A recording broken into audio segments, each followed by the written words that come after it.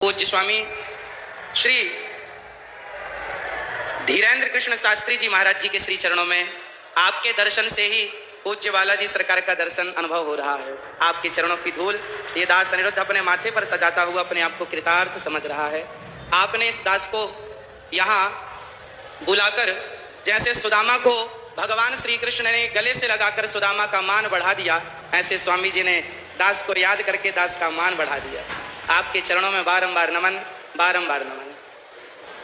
पूज्य सरकार बालाजी सरकार के पूज्य श्री बागेश्वर बालाजी सरकार के द्वारा पूज्य स्वामी जी के द्वारा यहाँ जितने भी कार्य हो रहे हैं, चाहे बेटियों का विवाह हो, चाहे हिंदू राष्ट्र की चर्चा हो, चाहे देश को बागेश्वर बालाजी सरकार का चमत्कार दिखा करके और जन जन के हृदयों में एक भक्ति की चेतना को स्थापित करना, या फिर पूज्य बागेश्वर बालाजी सरकार की कृपा से सबका दुख दर्द हरना, ये जो भी आप कर रहे हैं, इससे समाज में एक नई जागरूकता आ रही है। समाज इन शक्तियों को, सोई और खोई हुई शक्तियों को पहचानने लगा कि हमारी शक्ति कितनी विशाल है।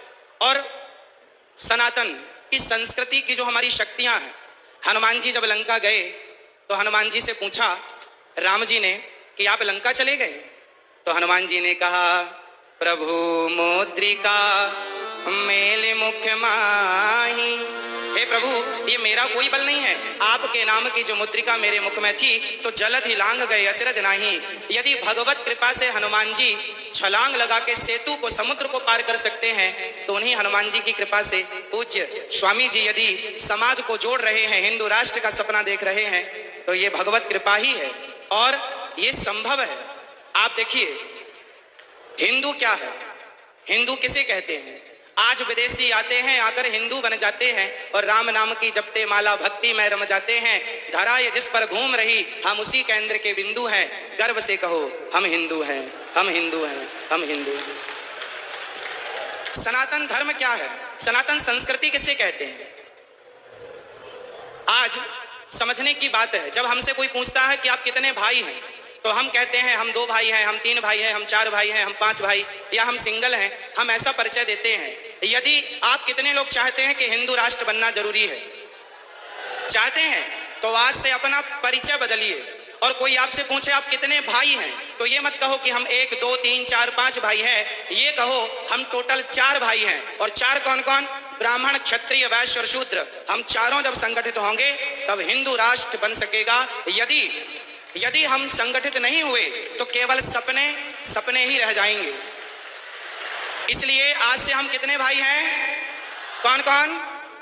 ब्राह्मण, क्षत्रिय, वैश्य, शूद्र। ये चारों मिलकर जहां सुमति तहां संपत्ति नाना, जहां कुमति तहां विपत्ति निदाना। जहां संगठन होता है ना, वहीं विजय होती है। जहां एकता है वहां सब कुछ है। संसार की हर खुशी वहां है जहां एकता है। यदि हम बिखर गए, मुगलों ने, अंग्रेजों ने क्या किया? हम हिंदुओं को, हम सनातनियों को लड़ाया, आपस में लड़ाया। फूट डालो शासन करो किसका नारा था? तो आपस में लड़ाया उन्होंने, हम लड़ते चले गए और लड़ने का परिणाम ये हुआ कि हमारे देश के टुकड़े टुकड़े हो गए। केवल लड़ाई का परिणाम है ये। यदि हम संगठित रहते तो क्या मजाल किसी की कि हमारी तरफ कोई आंख उठाकर देख लेता। हमारे सनातन धर्म में चाहे ब्राह्मण हो, क्षत्रिय हो, वैश्य हो, शूद्र हो, आप बताइए, आज जिस छुआछूत ऊंच नीच की बात की जाती है, बताइए क्या हमारे सनातन धर्म में, क्या हमारे हिंदू धर्म में, क्या हमारे वेद पुराणों और ऋषि मुनियों के द्वारा क्या छुआछूत की भावना कभी थी? यदि छुआछूत होता तो भगवान राम निषाद राज्य को गले ना लगाते। यदि छुआछूत होता तो भगवान राम माता शबरी के बेर ना खाते। इसका मतलब है भगवान और भक्त। हमारे यहाँ तो संत रैदास जी हुए हैं, जिनके चरणों को लोगों ने प्रणाम किया है, धो धो करके पिया है, जिनका आज भी ये मुहावरा, ये वाक्य आज भी प्रचलित है कि मन चंगा तो कठौती में गंगा। ऐसे महापुरुषों को हमने अपने हृदय में बिठाकर उनको पूजा है। यदि हमारे यहाँ जातवाद होता, ऊंच नीच होती, तो हम कभी भी ऐसे लोगों को इस रूप में स्वीकार ना करते। इसका मतलब हमारे देश में जातवाद था ही नहीं। ये जातवाद का जहर घोलकर सिर्फ सनातनियों को आपस में लड़ाने का षड्यंत्र किया गया, और जिस षड्यंत्र की चपेट में हम सभी भारतीय आ गए। हमको लड़ाया गया, हमें गलत पढ़ाया गया। जैसे समझिएगा क्या क्या गलत पढ़ाया गया। हम लोगों को पढ़ाया गया कि हम जब पढ़ते थे ना तो हमें पढ़ाया जाता था गा गणेश का, गा से गणेश। आज पढ़ाया जाता है गा से गधा। जब गा से गधा पढ़ेंगे तो गधा ही होंगे, फिर गणेश वाली बुद्धि कहां से लाओगे? इसलिए अब एक वाक्य देखिए इतिहास से। लोग कहते हैं कि हिंदू धर्म में सती प्रथा थी, राजा राम मोहन राय जी ने इसे बंद किया। ये जो जानकारी है ना, ये अधूरी जानकारी है। हमारे देश में, हमारे वेदों में, पुराणों में, ऋषि मुनियों के द्वारा हमारी संस्कृति में कभी भी सती प्रथा नहीं थी। यदि थी तो वह किस रूप में थी वो समझने की जरूरत है। हमारे यहाँ ऐसा नहीं था कि पति मर गया तो उसे जबरदस्ती चिता में डाल दिया जाए, ऐसा नहीं था। ऐसा था कि पांडु जी की मृत्यु हुई तो माता मातृ उनके इच्छा से कि मैं अब जाऊंगी, और अपनी स्वेच्छा से उन्होंने सती होना स्वीकार किया। जबकि माता कुंती ने कहा कि ये 5 बच्चे हैं, मातृ माँ ने कहा कि आप इनका ख्याल रखो। तो माता कुंती अपनी इच्छा से रह गई और माता मातृ अपनी इच्छा से चली गई। यदि हमारे देश में सती प्रथा थी तो दशरथ जी के चले जाने पर माता कौशल्या सती क्यों नहीं हो गई? यदि सती प्रथा थी तो दशरथ जी के चले जाने पर माता कौशल्या सती क्यों ना हो गई? इसका मतलब सती प्रथा हमारे यहाँ थी ही नहीं। हाँ, वो सती प्रथा थी कि जैसे मेघनाथ के मर जाने पर, उनकी मृत्यु हो जाने पर उनकी पत्नी ने अपनी स्वेच्छा, अपनी इच्छा से उस सतीत्व को स्वीकार कर लिया, अग्नि में प्रवेश कर गई अपने बल से। जबरदस्ती उठाकर डालना ये परंपरा हमारी कभी थी ही नहीं। हम हिंदू कैसे हैं? आज इस धरती पर जितने भी मजहब, जितने भी पंथ हैं, आप सबसे मिलकर देखिए हिंदू कौन है। हिंदू एक विचारधारा है, हिंदू एक सोच है। अहिंसा ही परमो धर्मः, जहां अहिंसा की बात होती हो वो हिंदू हैं। जो पूरी दुनिया में घूम कर देखिएगा, कोई धर्म के नाम पर जीव हत्या कर रहा है, बकरे काट रहा है, कोई धर्म के नाम पर सुअर काट रहा है, कोई कुछ खा रहा है, कोई कुछ खा रहा है। पर हमारे सनातन धर्म में बकरा बकरी खाने से त्योहार नहीं होता। हमारे यहाँ तो 56 भोग लगते हैं ठाकुर जी को। ये संस्कृति हमारी है। हम अहिंसा ही परमो धर्मः बात मानते हैं। अहिंसा हमारे यहाँ चींटी को भी दाना डाला जाता है, कुत्ते को रोटी और गाय को प्रथम रोटी और कुत्ते को अंतिम रोटी डाली जाती है। जहां कुत्ते का भी आदर हो, जहां गाय का भी आदर हो, जहां पीपल का भी आदर हो, जहां नदियों और समुद्र का भी आदर हो, जहां पत्थरों की पूजा हो, वही तो सनातन है। जहां माँ को भगवान माना जाए, पिता को भगवान, मातृ देवो भव, पितृ देवो भव, अतिथि देवो भव और ऐसे आचार्य देवो भव। जहां ऋषि मुनियों को आचार्य मानकर उनको प्रणाम किया जाए भगवान की दृष्टि से। ये संस्कृति अपने आप को सबसे छोटा और हमारे पूज्यों को सबसे बड़ा मानने वाली संस्कृति ही सनातन संस्कृति है। और गर्व से कहो आप लोग कि हम हिंदू हैं। ये धारा ये जिस पर घूम रही, हम उसी केंद्र के बिंदु हैं। गर्व से कहो, गर्व से कहो। तो आज से जात पात ऊंच नीच कौन कौन मिटाएगा? और आपस में गले लगकर रहिएगा। चाहे ब्राह्मण, क्षत्रिय, वैश्य, शूद्र, हमारे लड़ने झगड़ने का फायदा उन लोगों ने उठाया।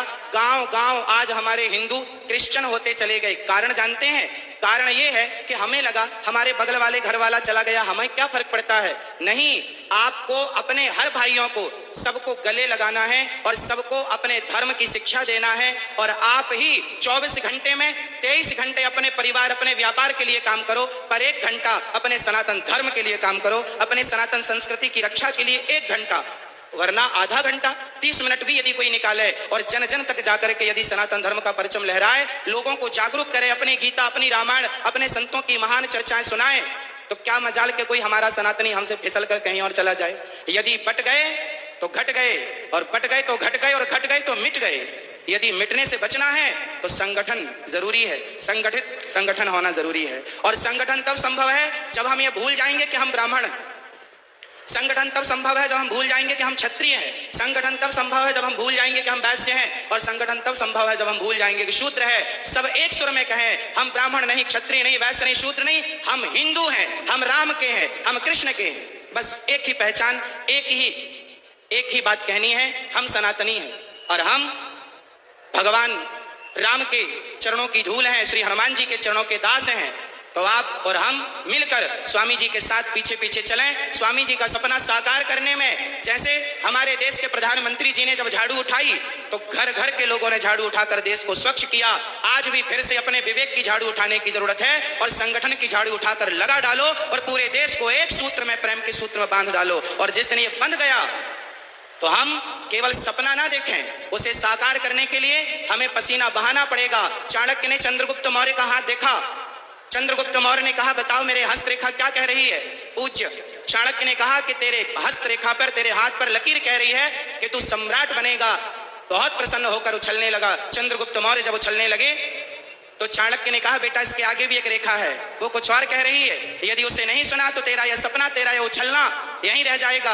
गुरुजी क्या रेखा है आगे की? तब चाणक्य ने कहा कि बेटा यदि तुझे सम्राट बनना है तो सिर का पसीना पांव तक पहुंचे, इतनी मेहनत करनी पड़ेगी, इतना प्रयास करना पड़ेगा। आपको धर्म के सत्य के रास्ते से किसी भी हाल में डिगना नहीं होगा, और जो धर्म के सत्य के रास्ते पर चलता है उसी का लोक परलोक संवरता है। यदि हम संगठन रखें, हम संगठित हो जाएं और सपना देख रहे हैं तो पूज्य महाराज जी के साथ साथ चलने का कितने लोग महाराज जी के साथ हैं?